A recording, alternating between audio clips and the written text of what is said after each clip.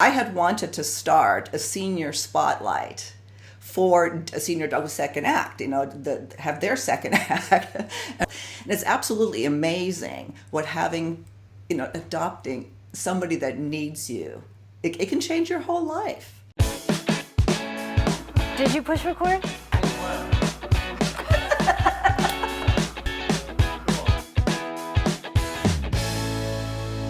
Thanks so much for tuning in to Second Act TV. Today, our focus returns to finding your purpose and living your passion after 50. And I'm so excited to welcome PJ Rosch to our show today. She is the CEO and founder of the Little Red Dog, a rescue organization right here in Southern California that has a special heart for rescuing and placing senior and special needs dogs. So PJ, thank you so much for joining me today.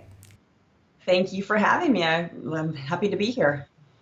What you do is so important. As you know, we've talked, of course, off camera, and we had our pre-pro calls, but rescue is something that I've been involved with pretty much all of my life.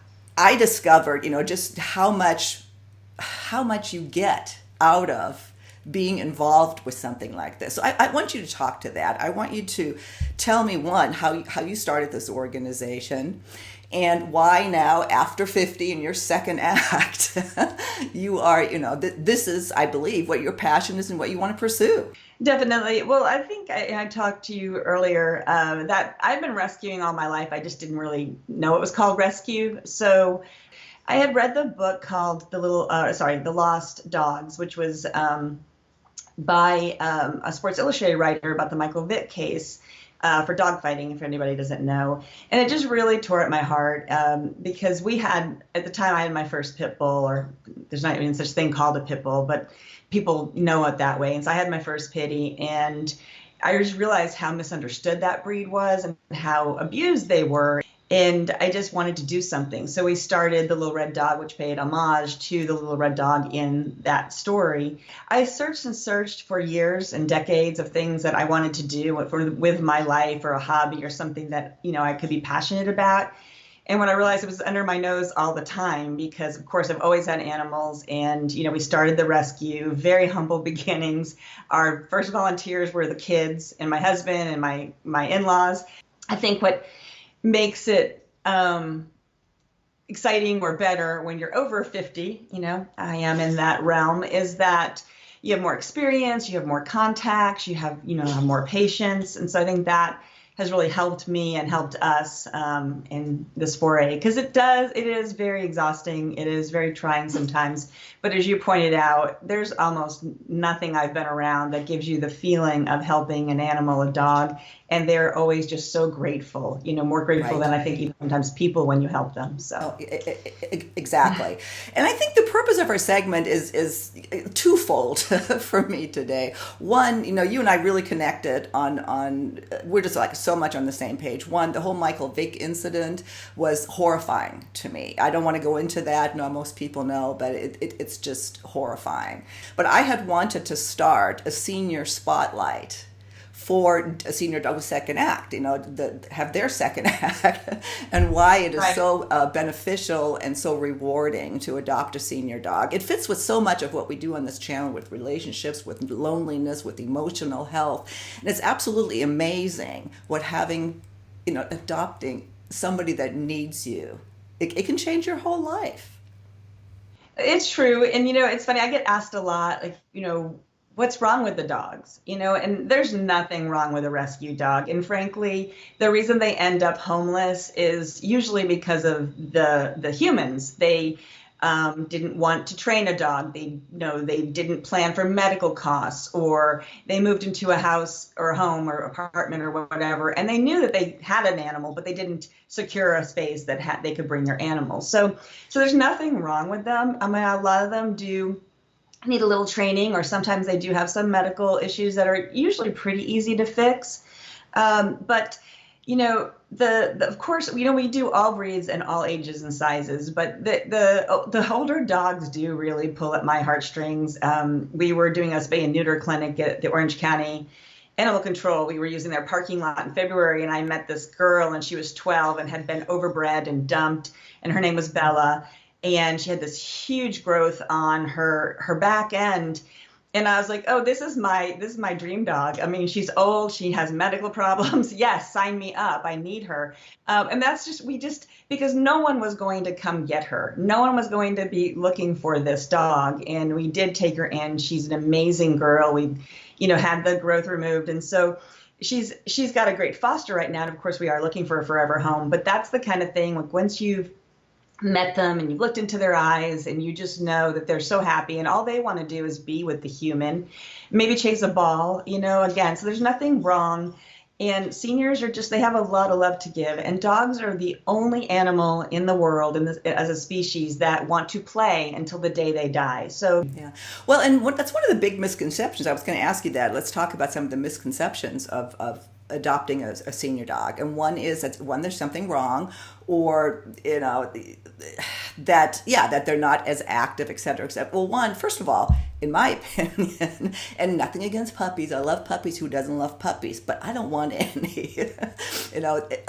Just because you get a younger dog, doesn't mean it's going to turn out the way you want it. Kind of like kids, you can be a great parent and have a really crappy kid, or you can be a crappy parent and have a wonderful kid. There is no guarantee. And with an older dog, you know what you're getting. You know what you're getting into, and then can decide whether or not that's for you, right? I think I started to say this earlier. You couldn't pay me to take a puppy. I mean, we have them all the time. They're super cute, but they are so much work. And I try to talk people out of it sometimes and ask them to take an older dog, even 2 or 3, who's potty trained and, crate trained and all of that. And a lot of people just really want to start with the puppy. And as you pointed out, you don't always know what you're getting.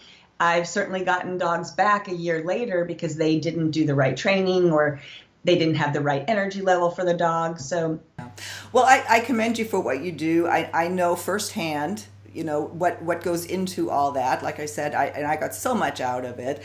I also know that there are lots of organizations, and I kind of get their point, but that they won't pull senior dogs, or they won't pull special needs dogs because they don't want to clutter up a foster home. And like I said, I kind of get it, but it broke my heart. And so I insisted on working with senior dogs. So I've wanted to do this for a while, something that I can do with Second Act there, where we feature the senior dogs and the benefits of bringing them into your life. Before we close this segment, PJ, tell us, we'll have all the contact information, obviously the links, but what do you and organizations like you, obviously people see us all over the country, all over the world, what do you need most in terms of support? I'll be honest with you, all rescues. I think the top 2 things for us and everybody is funding. No donation is too small. A lot of rescues can't do it because they don't have the funding. So, the more that you can donate, the more that we can help as many dogs as we can, because we will. The more money we have, the more we will save.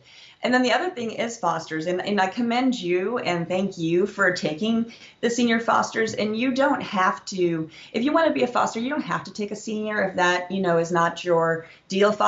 Rescues need fosters for every stage. Right. They need puppies, they need seniors, they need special needs, they need dogs that are coming out of surgery, all of those things. So if you have ever thought about doing it, reach out to us or your local rescue wherever you are, because I can guarantee you that no matter where you are, from Kalamazoo, Michigan to, Joshua Tree, California, every rescue needs those 2 things. They need funding and they need fosters.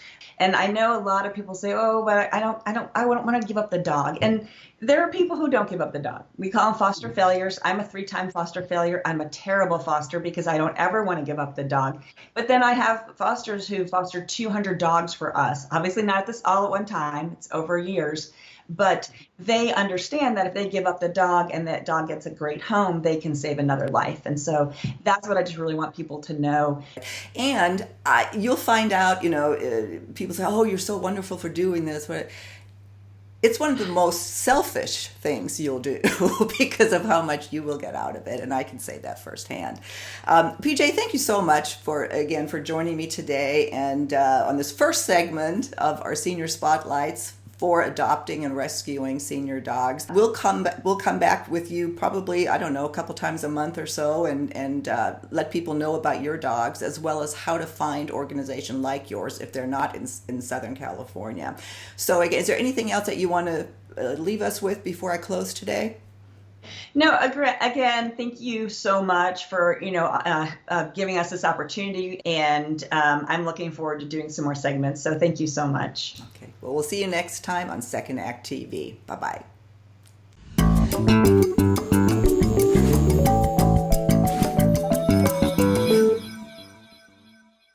If you haven't already done so, please be sure to subscribe to our channel. The button is right over here. Just click on through to YouTube, and when you see that little bell right next to the subscribe button, hit that too, and we'll notify you every time we launch a new video. See you next time.